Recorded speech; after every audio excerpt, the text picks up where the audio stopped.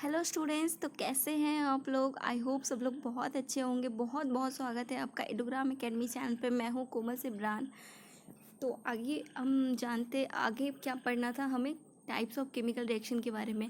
आज हम सिर्फ और सिर्फ उसी पे डिस्कस करेंगे, उसके सारे टाइप्स को देखेंगे क्या क्या है, उसके डेफिनेशन को अच्छे से समझेंगे। ठीक है, तो आगे बढ़ते हैं। और सबसे पहले अगर आपको और भी ज़्यादा बेनिफिट चाहिए एडुग्राम एकेडमी से, तो आप उसके वेबसाइट पे जाके देख सकते हैं। यहाँ पे आपको जो लिंक दे दिया गया है और डिस्क्रिप्शन में भी दे दिया गया है, और यहाँ पे जो नंबर आप वहाँ पे कॉल करके आराम से कुछ भी पूछ सकते हैं, आपको कोई भी डाउट हो।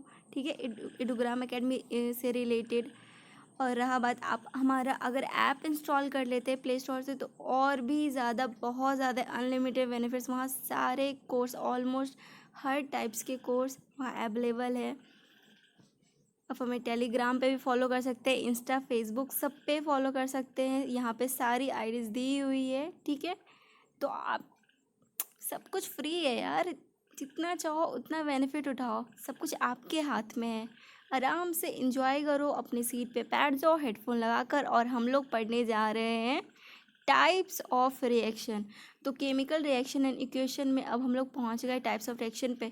तो देखते हैं भाई कि क्या क्या टाइप्स है। सबसे पहला टाइप्स हम लोग देखने जा रहे हैं कॉम्बिनेशन रिएक्शन। यस, तो कॉम्बिनेशन रिएक्शन में क्या होता है। कॉम्बिनेशन का मतलब सबसे पहले समझते हैं। कॉम्बिनेशन मतलब एक और दो या दो से ज़्यादा कई चीज़ें, पर्टिकुलर चीज़ें एक साथ जो मिलकर बनती है, उसका कहते हैं कॉम्बाइंड हो गया या फिर कॉम्बिनेशन। ठीक है, तो यहाँ पे देखते कॉम्बिनेशन रिएक्शन को कैसे पहचानेंगे, क्योंकि आपके एग्ज़ाम में क्वेश्चंस कैसे आने वाले हैं। आपको कुछ रिएक्शन दिया जाएगा, उसे बैलेंस करने को कहा जाएगा, साथ ही ये भी पूछा जाएगा कि ये किस टाइप का रिएक्शन है, मतलब आपको पहचानना पड़ेगा। तो सिंपल सा चीज़ है, आप देखना दो या दो से ज़्यादा रिएक्टेंट्स, चाहे वो एलिमेंट्स के फॉर्म में, कंपाउंड्स के फॉर्म में, दो या दो से ज़्यादा रिएक्टेंट कंबाइंड होकर सिर्फ और सिर्फ एक प्रोडक्ट दे रहे हैं, तो समझ जाओ ये ही है वो कॉम्बिनेशन रिएक्शन। मतलब बहुत सारे रिएक्टेंट्स कंबाइंड करके एक प्रोडक्ट देख रहे हैं सब लोग। ठीक है, तो सिंपल सा। और डेफिनेशन आप चाहो तो चिपका सकते हो, क्योंकि एग्ज़ाम में आपको पूछे जा सकते हैं, एग्जैक्टली पूछे जा सकते हैं। तो यहाँ पे डेफिनेशन मैंने लिख रखा है। A combination reaction is a reaction in which two or more reactants combine to form one product. Yes, so अब अपन लोग देखेंगे दूसरा रिएक्शन। तो दूसरा क्या है, तो सेकेंड नंबर पे हम लोग पढ़ते हैं डिकम्पोजिशन रिएक्शन। तो डिकम्पोजिशन रिएक्शन को हम लोग कैसे पहचानेंगे वाला, तो बहुत सिंपल सा चीज़ है, जस्ट अपोजिट है ये कॉम्बिनेशन रिएक्शन का। उसमें क्या था, दो या दो से ज़्यादा प्रोडक्ट्स रिएक्टेंट से मिलके कंबाइंड करके सिर्फ एक प्रोडक्ट दे रहे थे। मगर यहाँ क्या हो रहा है, यहाँ कोई एक रिएक्टेंट वो टूट रहा है दो या दो से ज़्यादा प्रोडक्ट के रूप में। यहाँ पे देख सकते हैं एक हमने लिख रखा है AV, यहाँ टूट रहा है A+B में। और अगर कोई रिएक्शन कैसे टूटेगा, जब तक हम उसको एनर्जी नहीं देंगे तो कोई भी रिएक्टेंट कैसे टूटेगा। ठीक है, प्रोडक्ट के फॉर्म में। तो वो सब हम पहले एक और एग्जांपल देख लेते हैं इसका। तो यहाँ पे क्या एग्जांपल मैंने एक ले रखा है आपको, NaHCO3 का सोडियम कार्बोनेट का। यहाँ पे वो किस में टूट रहा है, सोडियम कार्बोनेट और कार्बन डाइऑक्साइड और वाटर। देखो, एक रिएक्टेंट, तीन प्रोडक्ट मिला हमें। यस, तो इसमें क्या होता है, ब्रेक डाउन होता है, मतलब डिकम्पोज हो जाता है।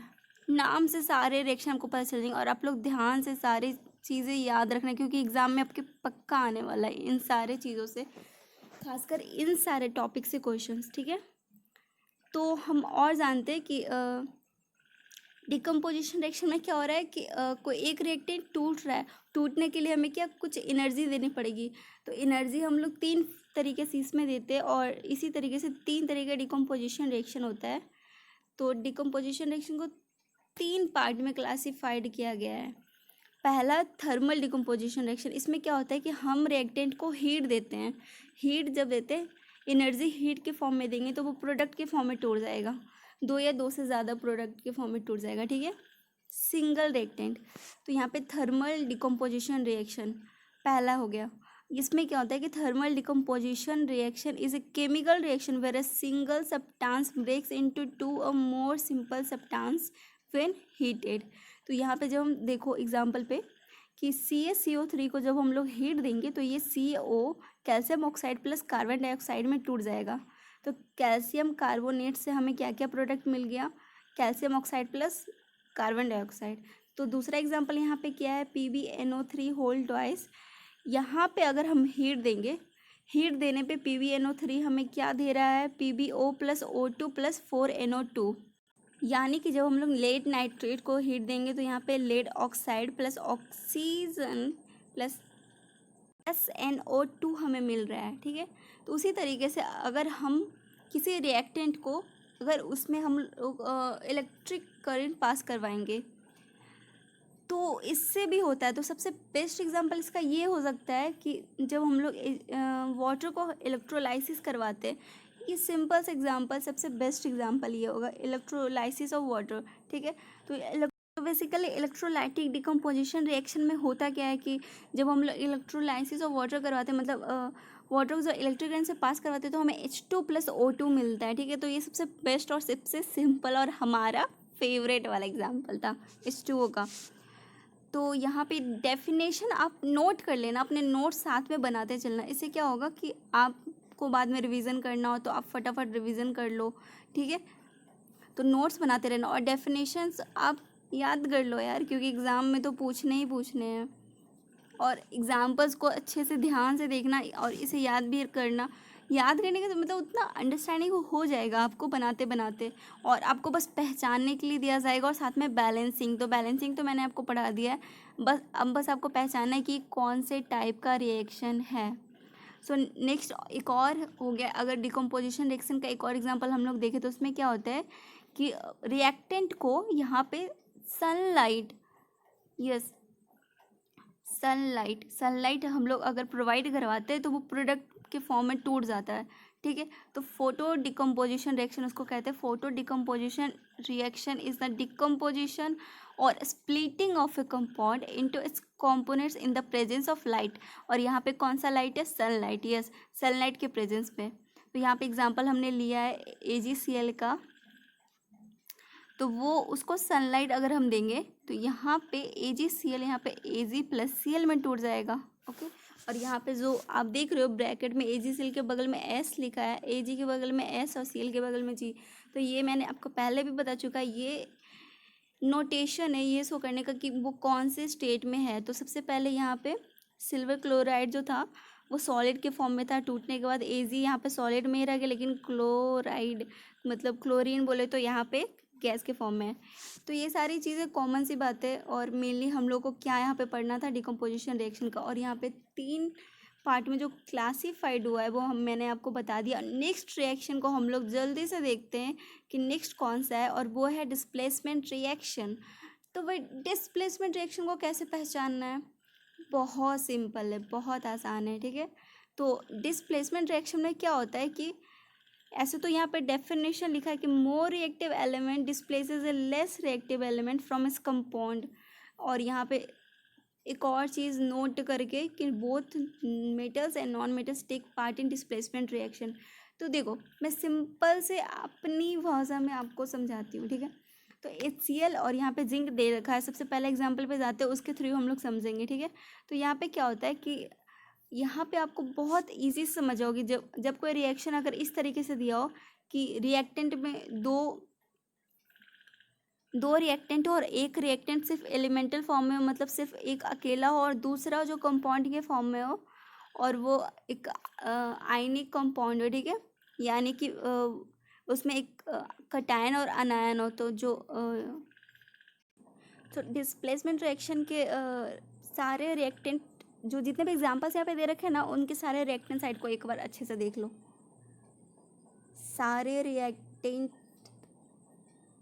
सारे प्रोडक्ट साइड भी देख लो, जितने एग्जांपल्स मैंने दे रखे हैं। देख लिया? अच्छा ठीक है, तो अब मैं बताती हूँ मैंने क्यों देखने बोला। सारे रिएक्शन डिस्प्लेसमेंट रिएक्शन एक जैसे होते हैं, आराम से देख के यूँ चुटकी बजाते पहचान जाओगे।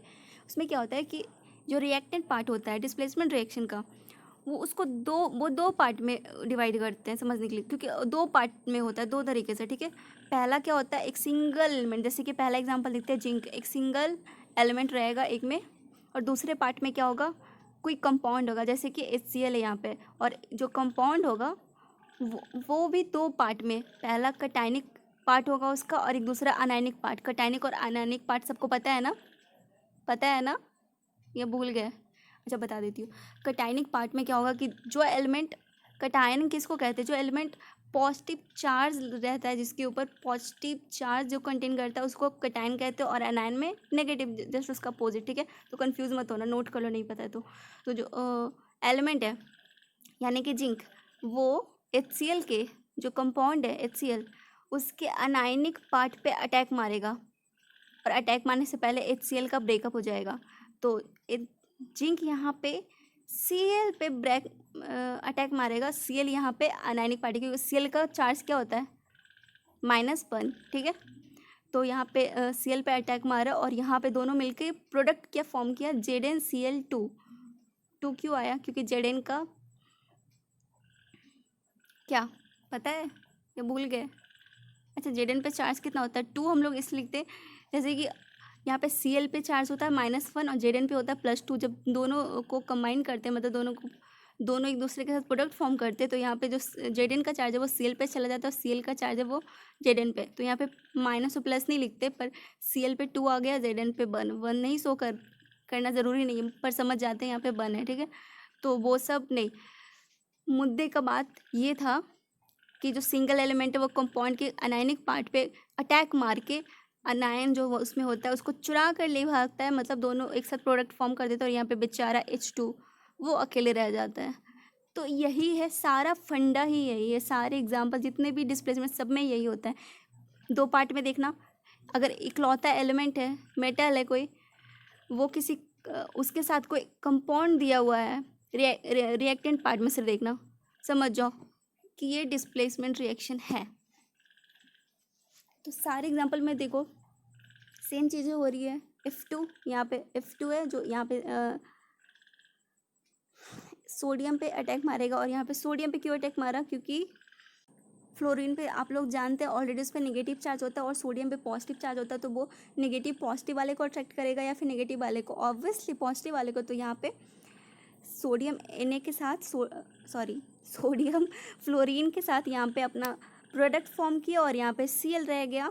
तो इसी तरीके से नेक्स्ट एग्जांपल में भी सेम चीज़ें है, एक सिंगल एलिमेंट है उसके साथ रिएक्टेंट पार्ट में एक कंपाउंड दिया हुआ है, दोनों कंबाइंड अगर इन दोनों का रिएक्शन होगा उसके बाद हमें प्रोडक्ट मिलेगा। तो यहाँ पे Ci है, Cl है, कैल्शियम आयोडाइड यहाँ पे क्लोरीन के साथ प्रोडक्ट फॉर्म करेगा। कैसे?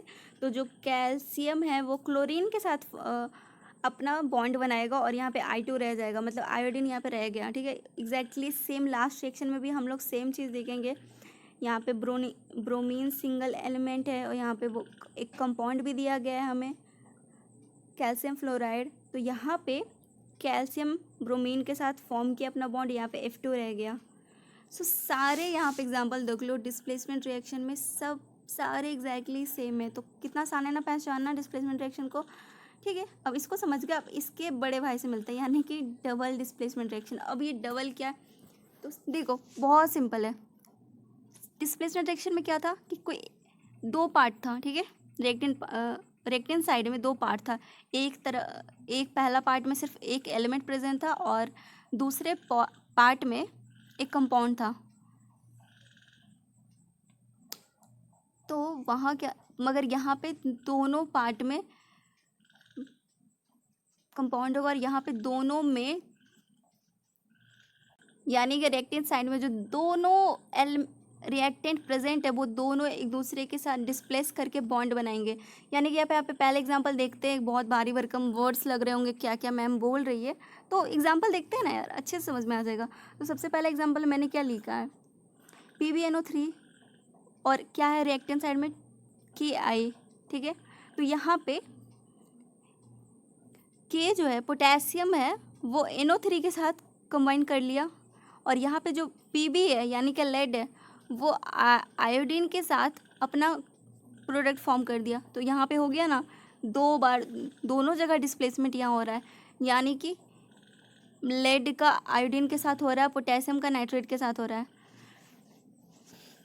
तो ये तो उससे भी ज़्यादा आसान है पहचाना, सिंपल सा। आप देख लो कि दो पार्ट में डिवाइडेड है, यहाँ पे कोई भी रिएक्शन दिया हुआ है, रिएक्टेंट साइड प्रोडक्ट साइड, दो दो दो दो रिएक्टेंट साइड, दो रिएक्टेंट है, दो प्रोडक्ट है, सिंपल। और जो दोनों रिएक्टेंट एक दूसरे के कंपाउंड को जो जो उसमें उसमें एलिमेंट प्रेजेंट है उसको डिस्प्लेस करके एक दूसरे के साथ बॉन्ड बना रहा है, यानी कि जो कटायंस पार्ट है वो अनायन के साथ स्विच करके न्यू प्रोडक्ट फॉर्म कर रहे हैं। तो हो गया ना डबल डिस्प्लेसमेंट रिएक्शन। तो इसके नाम से ही पता चल रहा है ना, नाम में डबल डिस्प्लेसमेंट, या मतलब दो बार यहाँ पे डिस्प्लेसमेंट हो रहा है। सो यहाँ पे डेफिनेशन भी लिख रखा है कि double displacement reaction is a type of reaction that occurs been the cations and anions. Cations मतलब जो दोनों रिएक्टेंट के दोनों पार्ट में जो दो कटायंस है वो, और जो बाकी के दो अनायंस है वो स्विच करेंगे, जो मतलब ए और बी मान लेते हैं। तो ए का जो अनायनिक पार्ट है वो बी के कटायनिक पार्ट से अपना रिलेशन बनाएगा, ठीक है, अपना बॉन्ड बनाएगा और न्यू प्रोडक्ट फॉर्म करेगा। और जो रिएक्टेंट ए है उसका कटायनिक पार्ट या फिर बोलो उसका अनायनिक पार्ट बी के कटायनिक पार्ट से अपना बॉन्ड बनाएगा। तो हो गया ना डबल डिस्प्लेसमेंट। तो सारी टाइप्स हमने देख लिए और आपको इतनी अच्छे से समझाया कि आपको कोई डाउट नहीं होगा, आई मस्ट से, ठीक है। मगर फिर भी आपको कोई भी डाउट हो, कोई भी क्वेश्चन हो, कोई भी क्यूरीज हो इससे रिलेटेड, तो आप कमेंट सेक्शन में पूछ सकते हैं। और आज के लिए बस इतना ही। थैंक यू सो मच हमारे साथ जुड़े रहने के लिए, और हमेशा जुड़े रहने के लिए आप हमें सब्सक्राइब कर ले, और जो बेल है ना नोटिफिकेशन बेल उसको क्लिक कर देना कि टाइम टू टाइम आपको सारे नोटिफिकेशन मिलते रहे ऑन टाइम। और चैनल को सब्सक्राइब कर देना है, और वीडियो अच्छी लगे तो लाइक करो और शेयर तो ज़रूर करना, चाहे तुम लाइक करो या ना करो, क्योंकि सब लोग को पढ़ना है ना। तो बाय बाय, मिलते हैं नेक्स्ट लेक्चर में।